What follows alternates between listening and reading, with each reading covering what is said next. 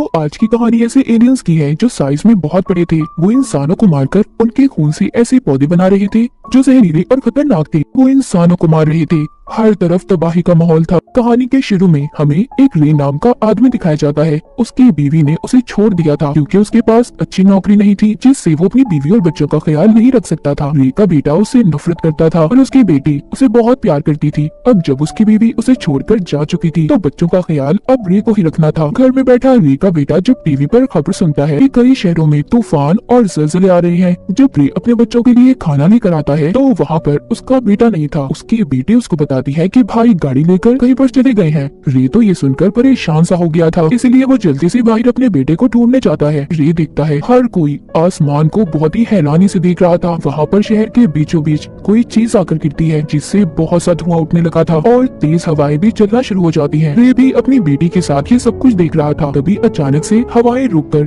जमीन पर बिजली गिरना शुरू हो गई थी। रे अपनी बेटी को लेकर घर के अंदर भागता है। वो दोनों डरकर छुप गए थे, पर कुछ देर के बाद सब कुछ ठीक हो गया था। मगर अब इस तूफान के बाद बिजली से चलने वाली सारी चीजें बंद हो गई थी। कोई भी चीज काम नहीं कर रही थी। उस बिजली की वजह से रोड पर चलने वाली सारी गाड़ियां खराब हो गई थी। रे को उसका बेटा भी मिल जाता है। वो उसे घर जाने का कहता है ताकि वो अपनी बहन का ख्याल रख सके और खुद शहर के हालात मालूम करने चला गया था कि आखिर ये सब कुछ शहर में हो क्या रहा है। तभी ये एक जगह पर जाता है जहाँ पर सभी लोग इकट्ठे थे। वहाँ जमीन पर एक अजीब सा गड्ढा था जो हाथ लगाने पर बहुत ठंडा महसूस हो रहा था, लेकिन कुछ देर के बाद पूरी जमीन हिलने लगती है। सब लोग घबरा गए थे क्योंकि वहाँ पर बड़ी बड़ी बिल्डिंग्स भी टूटने लगी थी। उन्हें समझ नहीं आ रहा था कि उनके साथ आखिर ये सब कुछ क्या हो रहा है। पर एकदम से जमीन भी टूटना शुरू हो जाती है। वो गड्ढा भी बहुत बड़ा हो गया था। वहाँ पर जितनी भी गाड़ियाँ थी सब उस गड्ढे के अंदर जा रही थी, लेकिन कोई उस गड्ढे में था जो सभी गाड़ियों को दूर फेंक रहा था। तभी उस गड्ढे में से एक खतरनाक एलियन बाहर निकलता है जो उड़ सकता था। उसके पास बड़े बड़े टेंटिकल्स थे। वो अपनी लेजर लाइट से लोगों पर वार कर रहा था। जिन लोगों को उसकी लेजर लाइट जरा सी भी लगती थी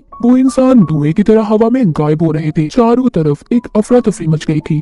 सब अपनी जान बचाने के लिए इधर उधर भाग रहे थे। रे तो जैसे तैसे कर अपनी जान बचाकर अपने घर आ गया था। जब उसके बच्चे उसकी ऐसी हालत देखते हैं तो हैरान हो जाते हैं। ये अब जरूरत का सारा सामान लेता है और अपने बच्चों को लेकर घर से निकल गया था। दरअसल रे अपने बच्चों को यहाँ से बचाकर किसी महफूज जगह पर ले जाना चाहता था, इसीलिए वो अपने बच्चों को गाड़ी में बिठाता है। तभी उसका दोस्त भी आ गया था जो साथ चलने का कह रहा था, पर काफी देर हो चुकी थी। वहाँ पर वो बड़ा एलियन आ गया था जो अपनी लेजर लाइट से उसके दोस्त को भी खत्म कर देता है। रे जल्दी से गाड़ी चलाकर अपने बच्चों को अपनी बीवी के घर ले आया था, लेकिन वहाँ पर कोई भी नहीं था। उसकी बीवी अपनी मॉम के घर जा चुकी थी, पर फिर भी रे अपने बच्चों को लेकर यहीं पर रहता है। उनके लिए खाना भी बनाता है, मगर उसके बच्चों को भूख नहीं थी। इसके बाद वो सोने चला गया था। उसने हिफाजत के लिए अपने पास एक गन भी रखी हुई थी, लेकिन कुछ देर के बाद वहाँ पर रे को जोर शोर से आवाजें आने लगी थी। उसके घर में भी आग लग जाती है। रे जल्दी से अपने बच्चों को लेकर स्टोर में चला गया था। सुबह को उठकर जब ये देखता है तो वहाँ पर एक बहुत बड़ा प्लेन था जो तबाह हो चुका था। ये सब कुछ भी एलियंस नहीं किया था। वहाँ पर आई न्यूज रिपोर्टर रे को बताती है कुछ एलियंस बिजली का इस्तेमाल करके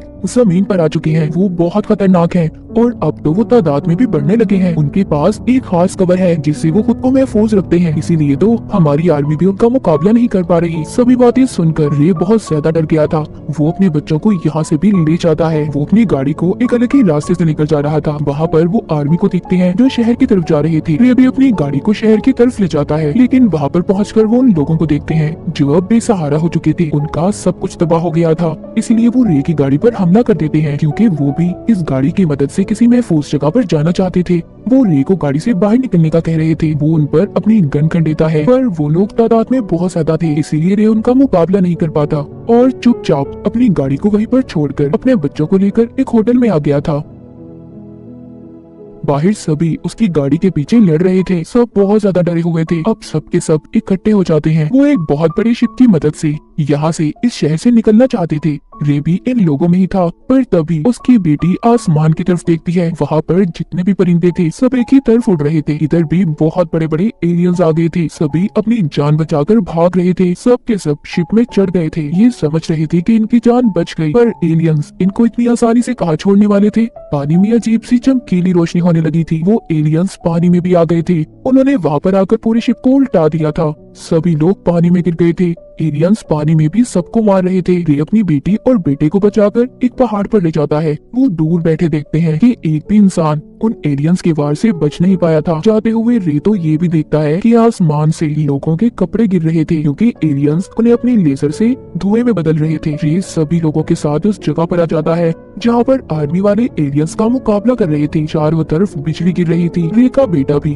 आर्मी वालों की मदद करना चाहता था, पर वो उसको समझाता है, कहता है ये तुम्हारा काम नहीं है, लेकिन वो उसकी नहीं सुनता और चला जाता है। अब क्योंकि एलियंस और आर्मी की लड़ाई में हर तरफ आग लग जाती है, तो वहीं पर रे को एक आदमी मिलता है जो उसे अपनी खुफिया जगह पर ले गया था। वो आदमी उससे कहता है तुम जितने दिन चाहो यहाँ पर रह सकते हो, पर मेरे पास खाने पीने का सामान बहुत कम है। रे जब उस आदमी से बैठा बात कर ही रहा था तो एकदम से ये जगह भी हिलने लगी थी। वहाँ पर भी एलियंस आ गए थे। वो जमीन को साफ करके अपनी रहने की जगह बना रहे थे।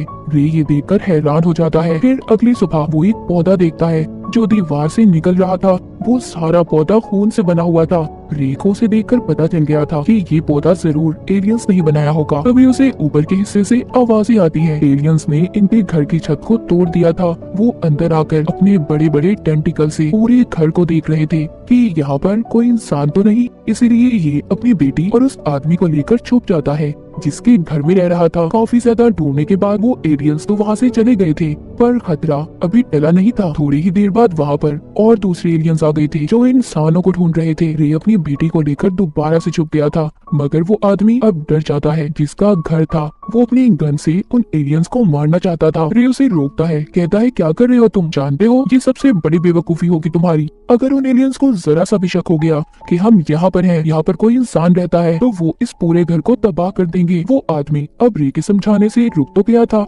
इसीलिए वो एलियंस भी यहाँ से चले गए थे। सुबह को रे और उसके साथ जो आदमी था वो देखते हैं एलियंस इंसानों को मारकर उनका खून निकाल रहे थे और पौधे पैदा कर रहे थे जिनमें भरी गैस से सारी दुनिया तबाह हो जाएगी। वो आदमी ये सब देखकर डर जाता है। वो जल्दी से अपने घर में ही जमीन को खोदकर रास्ता बनाने लगा था। वो रे की भी बात मानने को तैयार नहीं था क्योंकि रे उसको समझा रहा था। कहता है ऐसे करने से तो बहुत आवाज आएगी, वो एलियंस हमें ढूंढ लेंगे, पर वो आदमी नहीं सुनता। इसीलिए रे अब अपनी बेटी की आंखों पर पट्टी बांधकर उस आदमी को मार देता है क्योंकि बचने का कोई और रास्ता नहीं था। वो उस आदमी को मारकर रात को जब अपनी बेटी के साथ सो रहा था तो उसकी बेटी की अचानक से आँख खुलती है। एलियन ने उन्हें ढूंढ लिया था। उससे बचने के लिए रे की बेटी वहाँ से भागती है और वो एक कुल्हाड़ी से उस पर बार बार वार कर रहा था। उसने उसके टेंटिकल्स को तोड़ दिया था। फिर रे अपनी बेटी को ढूंढता है। वो अब घर से गायब हो गई थी। जब ये उसे ढूंढने बाहर जाता है तो वो देखता है उसकी बेटी के आगे एक बहुत बड़ा एलियन आ गया था जिसने उसे पकड़ लिया था ताकि वो उसका खून इस्तेमाल करके पौधे बना सके। रे इसी तरह भी अपनी बेटी को बचाना चाहता था। वो अब उन एलियंस का ध्यान अपनी तरफ करता है। तभी वो एलियन रे को भी पकड़ लेता है और उसको भी